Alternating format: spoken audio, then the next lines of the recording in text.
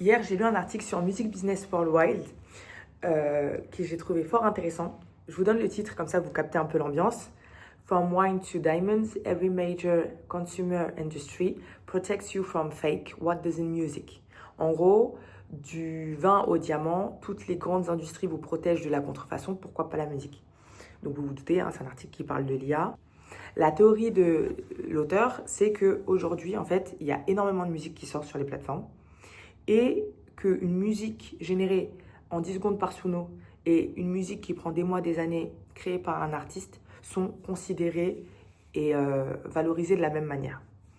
Du coup, ce qu'il propose, c'est de mettre en place un système de 4 catégorisations de la musique. Sa solution, c'est de créer un système d'étiquetage, comme c'est le cas pour les étiquetages nutritionnels, qui permet aux consommateurs d'identifier d'où vient la musique, à quoi elle sert. Du coup, première catégorie, les musiques humaines vérifiées, sous-entendu les musiques, que ce soit des artistes indépendants ou des artistes confirmés, mais qui sont considérés comme ayant une économie. Ensuite, il y a ce qu'il appelle les musiques autoproduites. Donc ça va être plus des gens qui vont créer de la musique, mais dans un cadre peut-être plus informel, qui n'ont pas réellement développé une économie autour de leur musique. Ensuite, on va avoir les musiques de stock de publicité. Et en dernier, les musiques générées par IA. Ok. Donc jusque-là, a priori, l'idée est plutôt intéressante et même d'ailleurs déjà mise en application dans une certaine mesure. Je ne sais pas si vous avez vu passer, mais il y a quelques jours, Spotify a annoncé maintenant le fait d'indiquer un badge sur les vrais artistes pour qu'on puisse différencier, nous en tant qu'auditeurs, les artistes IA des artistes humains. Ok. Donc l'idée de l'étiquetage en soi, je la comprends et elle est légitime. Et d'ailleurs, ce qui est aussi intéressant dans l'écriture de l'auteur, c'est qu'il a créé une métaphore filée où durant tout le long de l'article, il compare du coup le principe du supermarché avec le fait que en tant que consommateur, on a le choix d'acheter du bio ou du avec OGM. Et donc dans la musique, ça devrait être la même logique. On devrait avoir le choix d'écouter de l'IA sans IA. Le système est intéressant, mais le système, pour moi, il a un angle mort. L'angle mort, c'est le fait de ne pas considérer que des vrais artistes humains peuvent intégrer l'IA à leur processus créatif. Quand on regarde sa catégorisation, c'est les œuvres créées par des humains, les œuvres générées par des IA, sauf qu'en fait, c'est bien plus complexe que ça. Aujourd'hui, il y a des vrais artistes qui peuvent utiliser 5% d'IA, sur d'autres titres, 95% d'IA, sur d'autres, 40% d'IA. Donc, à quel moment, en fait, et à quel endroit on met le curseur pour se dire, ok, à partir de ce pourcentage d'IA, c'est plus une musique créée par un humain, mais c'est une musique qui doit être considérée comme générée par l'IA. En fait, déjà, pour moi, ça, c'est une question essentielle à laquelle ne répond pas du tout l'article et qu'il ne considère même pas, j'ai l'impression. Et ensuite, l'autre sujet pour moi, c'est que je pense que l'IA, on n'est pas en train de l'appréhender de la bonne manière. Parce que, je ne sais pas si vous savez, mais quand on dépose une œuvre à la SACEM qui inclut de l'IA, le principe c'est, l'IA n'a pas de droit d'auteur, logique. Du coup, on dépose uniquement les parts des créateurs humains. Et donc, les parts créées par une IA ne sont pas déposées. Du coup, cet argent-là, potentiellement, est une perte. Et cette perte-là revient à qui? Revient aux plateformes de streaming parce que l'argent est quand même généré, parce que la chanson fait de l'argent. Mais derrière, cet argent-là, il va être absorbé par le DSP. Moi, je pense qu'on devrait penser les choses différemment. Être dans une logique de quand même collecter l'argent généré par l'IA, mais faire en sorte de le réinvestir pour financer, j'ai n'importe quoi, des aides, mais avec des critères adaptés à notre marché. Hein. On est fatigué des aides avec des critères qui sont ubuesques et qui correspondent qu'à un certain type de genre musical. Hein. Ne me lancez pas sur le sujet. Mais d'être dans une logique où on se dit, ok, les IA, elles n'ont pas de droit d'auteur, mais elles font quand même de l'argent. Donc collectons cet argent et réinvestissons-le, réinjectons-le dans la création et dans l'accompagnement des vrais acteurs humains. Je pense qu'en fait, c'est ça qu'on devrait faire. Et aujourd'hui, je trouve que l'IA, on est beaucoup dans de la peur et de l'appréhension administrative et juridique, et c'est vrai, et c'est important. Mais je trouve que l'aspect économique, en fait, il n'est pas assez traité et et on ne le prend pas assez en compte. Parce que finalement, même ce monsieur, quand il propose sa logique d'étiquetage, en vérité, l'étiquetage, très souvent, la logique qui se cache derrière, c'est une logique de revalorisation financière. Parce que quand on achète du bio, ça coûte plus cher que quand on achète de l'avec OGM. Pourquoi? Parce qu'on part du principe que produire proprement, sainement, ça coûte plus d'argent. Donc c'est normal que le consommateur paye plus cher pour avoir accès à ça.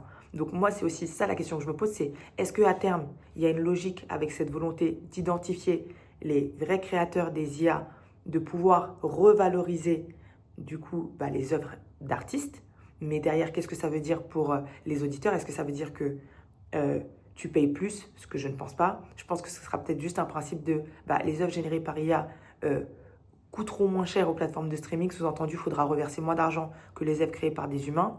Mais sauf qu'une fois de plus, je trouve que ça n'a pas de sens parce que les DSP ne vont pas changer leur logique de tarification.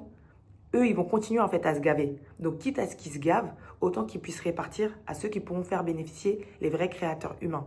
Donc moi, c'est plus cet aspect-là où je me suis dit, mais je ne comprends pas, à chaque fois que je lis des articles, 95% du temps, c'est toujours des logiques de il faut identifier l'IA, l'IA dans le processus créatif, l'IA par rapport au machine learning, est-ce qu'il y a les droits, pas les droits pour s'exercer, etc.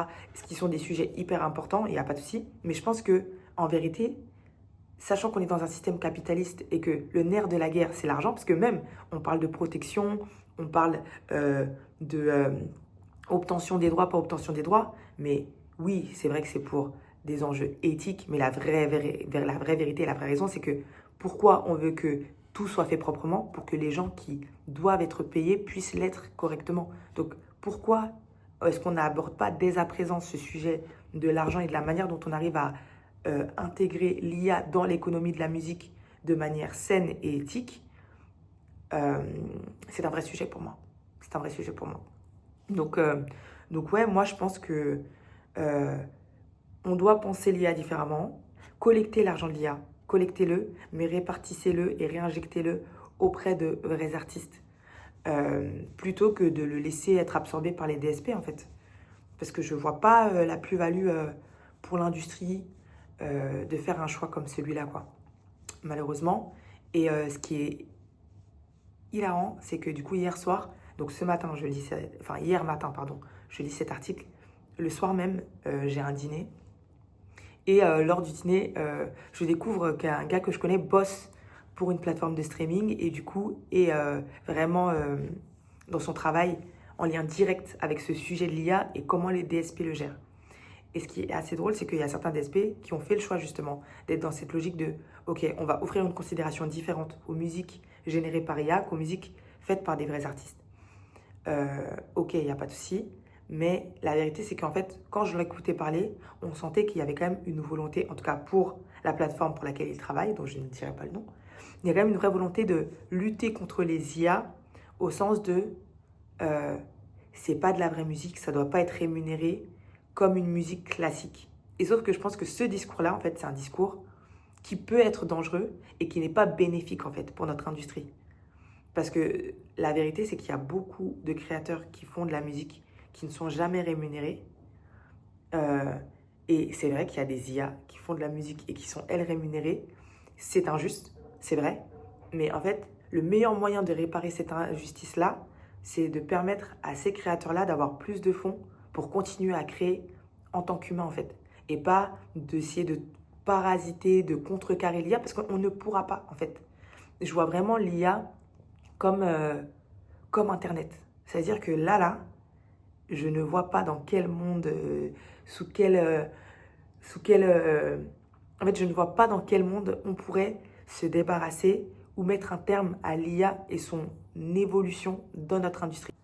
L'impression que j'ai, c'est qu'aujourd'hui, l'industrie est dans une logique IA versus vrai artiste, alors que selon moi, on devrait être plutôt dans une posture de IA au service, du coup, des vrais artistes.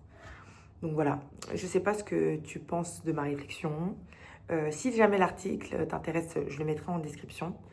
J'ai aussi une newsletter sur laquelle je partage, pareil, mes réflexions, mais plus autour de la musique comme actif. Donc n'hésite pas à t'abonner à la chaîne. où je vais parler de plein de sujets, toujours autour du music business essentiellement.